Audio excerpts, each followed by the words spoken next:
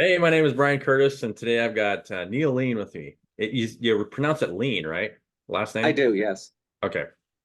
Yeah, so tell us what you do for the community. I think you said you were in data management, right? For businesses? Yeah, so basically I focus on,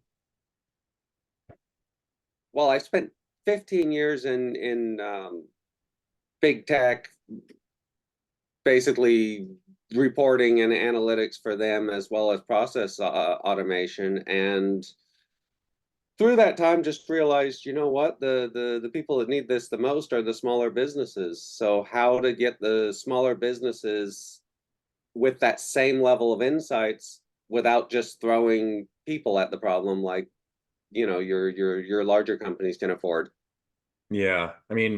So I worked for Grant County PUD for years, and we used Maximo. Maximo is a huge Microsoft program. I don't know if you're familiar with it, but Mhm. it's they used it to basically categorize all their assets, physical assets, and then make sure that you can have access to, and that's how they tracked um, work that was attached to specific assets. So, if you're in a big business and you have a lot of physical assets, I mean, that they're running two dams on the Columbia River, and then they've got a whole electrical network. So, Right. in order to do that, you've got to be able to track assets and the work that went on with certain assets, because a lot of times if something breaks, you have to review what was done on it last. I don't know how much of that you do for, because data management, it's all about assets, and then how much data is actually moving through the system too, right? I mean, for vendors and things like that. So, uh, Yeah, I well with my background mostly sitting in finance and operations sides, so the management was mostly your, hey, these are our numbers this month, these are our numbers last month. Our life revolves around Excel. How it was basically just you're dealing with data around sales then, like KPI numbers and things like that. KPI numbers, forecasting, unit sales. Um, the operations side of that had some HR and kind of call center analysis, um, to do some root cause analysis. Of why they're not reaching certain KPIs or The other way around, actually, interestingly, why people are calling in. oh, okay. So basically, imagine you're a call center with an engineering department. The engineers never get to see your call center data because why would they be looking through case notes? They don't have time for that. Right. So if you had a team in the call center uh, doing the analysis on the notes, and then have the reporting and sharing going up to the engineers where they can just daily look at a quick overview of everything going on and see, oh, we need to focus on this, and this is why it's happening. Right. Hmm. Interesting. Yeah, I guess, it depends what part of the department you're connected to. So, it's like, and this is a problem that I was, attempting to solve with I think you reviewed did you see my proof of concept, that decentralized decision-making software? Yes, yes, Just in yes. order to, so like anybody that gets a call, let's say you call into a call center, you could alert the system, and then somebody's going to know something about what the call is about. Most of the time, the person that gets the call has no idea, right? It's like that's the problem, is there's usually one person with one piece of information, and you're living in this giant organism, and as the organisms get bigger, then it gets way harder to access the right information. So, Yes. they try to solve that in software in so many different ways, because, as corporate entities get bigger, but then But then communication breaks down because of, self-interest within big corporate models. So, um, Yes, yeah, I it's know the answer, but I'm not going to share with you because I don't like you. yeah, I mean that's, uh yeah, and that's why, I was building what I'm building. So, Yeah. um and it's interesting too. It depends what the company is offering too, as far as, that has a lot to do with what kind of data you're keeping as well, correct? Oh, absolutely. So yeah, that was financial data, but working in your social media um areas, it's how many people viewed this message, or um I guess take LinkedIn as an example, just as we were recently on it together. Right. All of those messages that people are sending, all of the likes, the posts, Yeah. keeping track of those, and then there's advertisement on top of that. So how do you charge for the advertisement? How do you know how many people hit that advertisement to be able to charge, and then validating and all of that sort of information, and then based on that, the big focus, yeah, you have that information, but how do you make a decision on it? So being So able do to you see offer those do you offer things. software solutions then, or just I thought, communication like systems, specific relationship systems on how to like contact the right people and yeah, that's fair. processes, I guess. I focus on the uh, just because the software out there in the world, many companies already have software, or there's some software that there's no reason to reinvent the wheel. There's great software out there. Yeah. So what I focus on is, you can have the best software in the world, but if you have a mess underneath that software, the software is not going to do anything for you. Yeah. So how to build that strong foundation that then when you put the software on, it doesn't matter what happens, you can get any level of information. Right. So to your example of the dams, your equipment tied to the dam, tied to the people working on it, tied to um, the There's work multiple orders layers there. themselves. Yeah. Sorry? There's multiple layers there. And There's multiple layers, but separating the layers so that they're not conflicting with each other. yeah. One problem, and this is something that you deal with, and it doesn't matter what industry you're in, is when somebody does specific work, if that work has been recorded, because a lot of times, people do work and the way it's recorded depends on, sometimes it's not really that necessary to record what you do with something. If it's general maintenance and it's something that, but there are, when somebody works on something, if it's not hasn't been recorded correctly, for one thing, you don't know, you might be missing a piece of inventory now that that person used that now you don't have and you didn't order, Right? or the biggest problem is when you're amending drawings, like if you're changing systems or controls, like if you're an electrician, electricians see this more than anything. And I was spent 25 years as an electrician. When you do something, you have to make sure that it gets amended in the system, because if somebody doesn't know how something's wired, now it's not being represented on the drawing. Now Yep. there's a potential for even an accident because maybe if you swap the circuit that's significant, now you don't know, and things are working differently. And so when someone tries to work on something, it could cause an accident. So, um, yeah, I mean, I could data see is that. everything, because if you don't have the right data, you're not going to be able to make the right decisions, right? I mean, that's is what it is. Yeah. Yeah, exactly. And then the other side of that is, um, so you're the electrician. Let's take that example and run with it. What if it took you 5 hours to find the diagram? you'd just be like, forget it. I'm gonna just dive in and figure it out.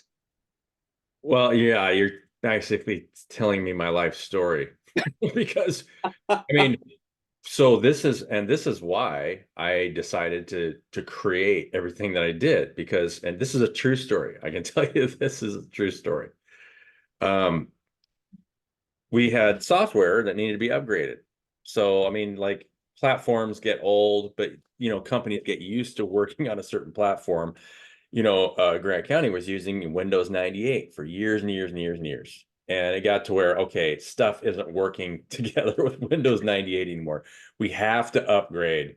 There's nothing we can do about it. So, um, the way that they were storing their prints online and the way that they were doing things, they were using Fast Look, and they decided to move away from Fast Look to a new program, or maybe it was from an old program to Fast Look. I can't remember. It was one or the other.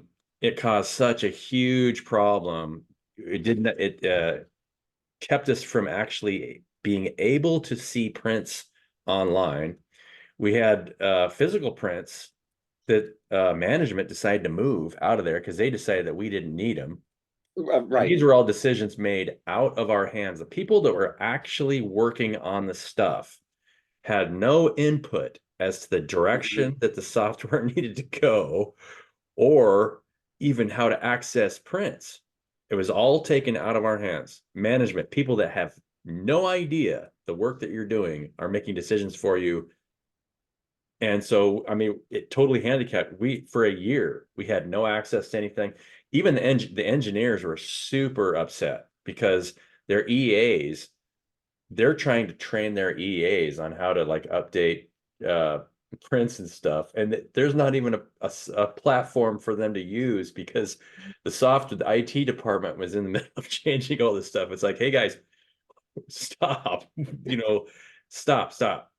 For one thing, I mean, there were so many things that could have happened that would have been down the right path there and Right. just slow down and get the people. For one thing, you have to get the people involved. Anytime that you make a decision that affects any part of an organization, um, you have to get those people involved to make the best decision. There's Yeah. no way around it. Your body's the same way, right?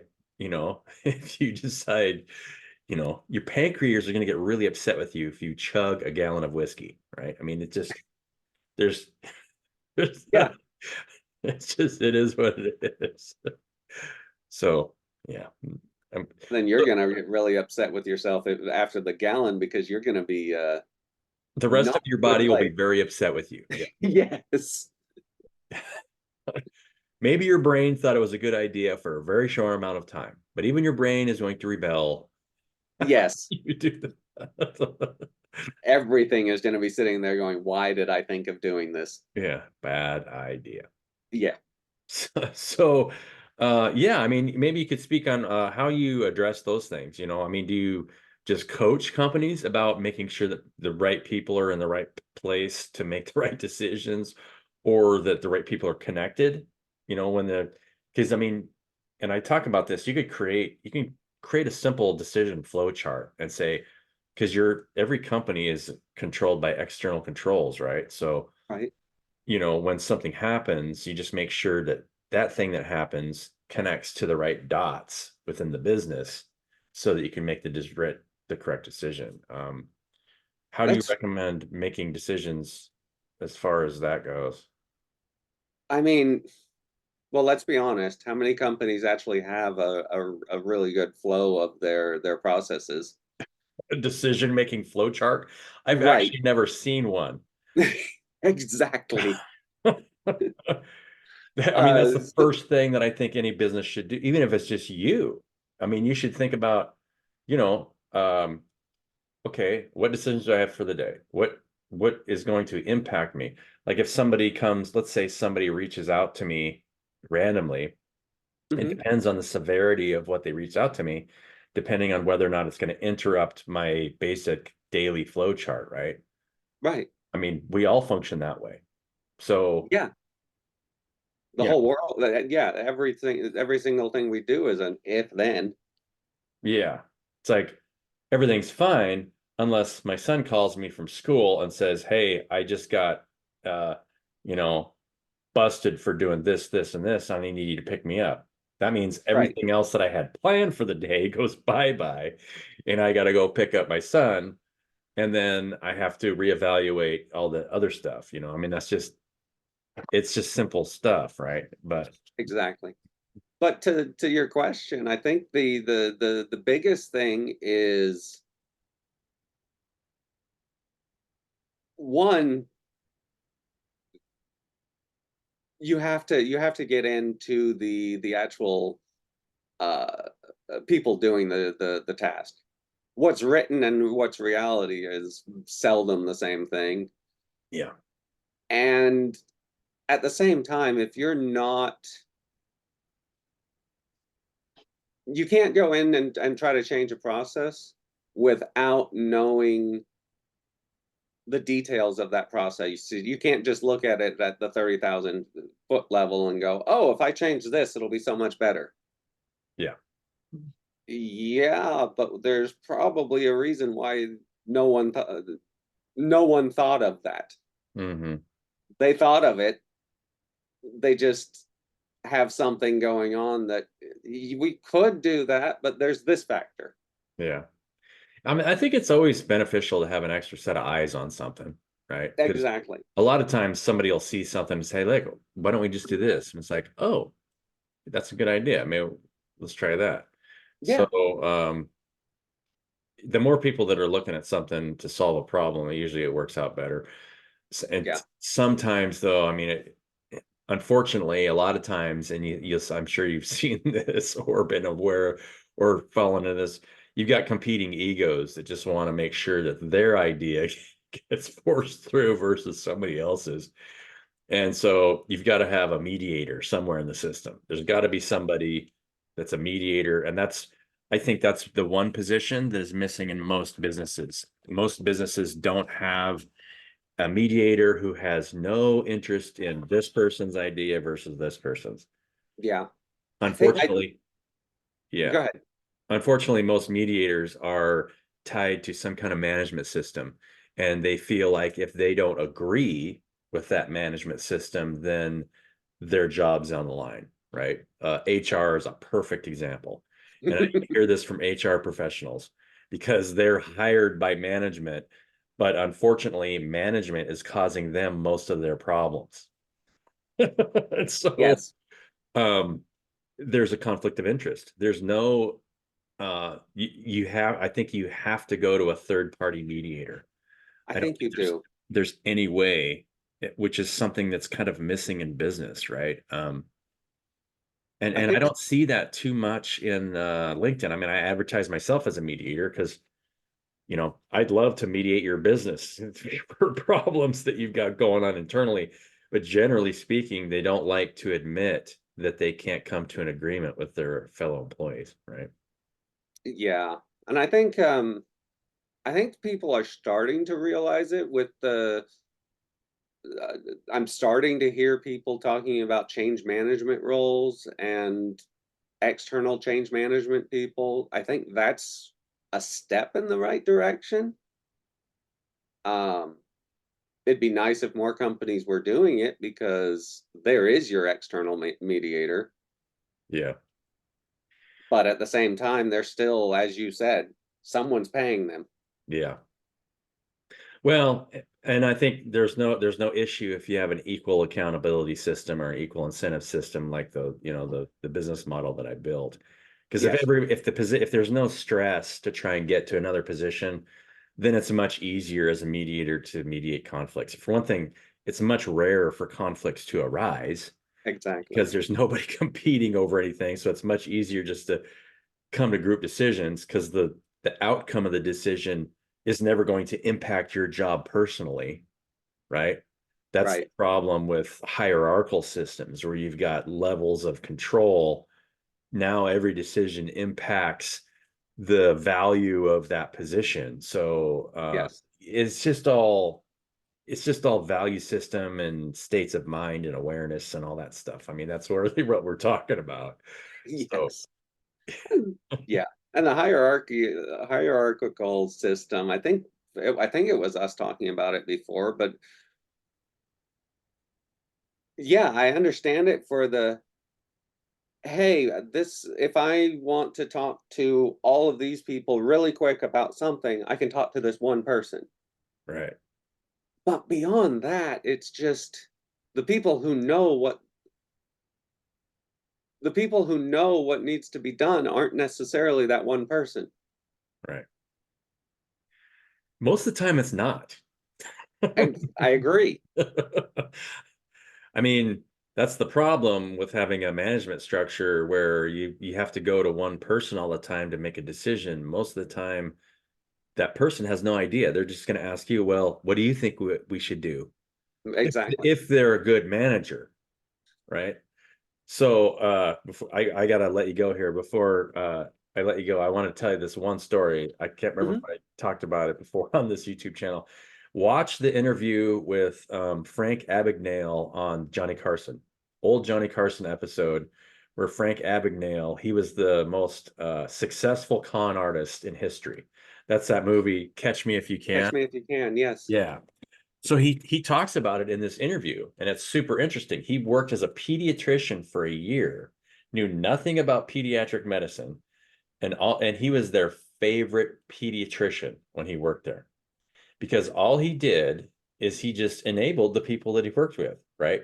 He was a supervisor. They'd come in and ask him. They were working on a patient, and Hmm. they'd ask him a question. He's like, "Well, give me your analysis." And then, he turned to the person next to him, give me your analysis. It's like, that sounds like a really good idea. Why don't you guys do that? And they loved him because he let them do. The other supervisors, the older pediatricians, wouldn't let him do what they wanted to do. They would override him and say, no, we need to do this, right? Right. So he was their favorite. He was the most successful pediatrician that they'd ever worked with. And he knew nothing. He did the same thing with he worked as an attorney, I think at the federal level, and won a number of cases. Knew nothing about being an attorney. Yeah, Yeah. very interesting. Basically a good manager Well, he and a just con. understood that all he had to do is empower the people around him and ask them, make them. It's like, oh, this sounds like a really good idea. I mean, it's worth watching this interview because it really makes you think. Not only that, but you know, what's really going on there, from a psychological standpoint? What are we doing? Right. There should never be ever be in a situation where you're telling somebody what to do, right? That implies you know better than them also. Right. Because if somebody comes to ask you a question, usually you can answer it with a question because usually intuitively they already know what they should be doing. Yeah. So, yeah. And I mean, even worst case scenario, they have an idea, but they're like, "Hey, is this idea feasible? What do you think?" Yeah. Yeah, Mhm. Yeah. no one person has all the answers, I believe is the takeaway there. Right. Yeah. Or your intuition is already telling you what you should be doing, and you know, Mhm. Yeah, Yeah, asking somebody else. That's why, in a lot of ways, I have veered away. I kind of am an anti-coaching person because if you're hiring a coach, you're not listening to your own intuition as to what you should be doing. yeah. you know, I could take a coaching position as a fellow brainstormer.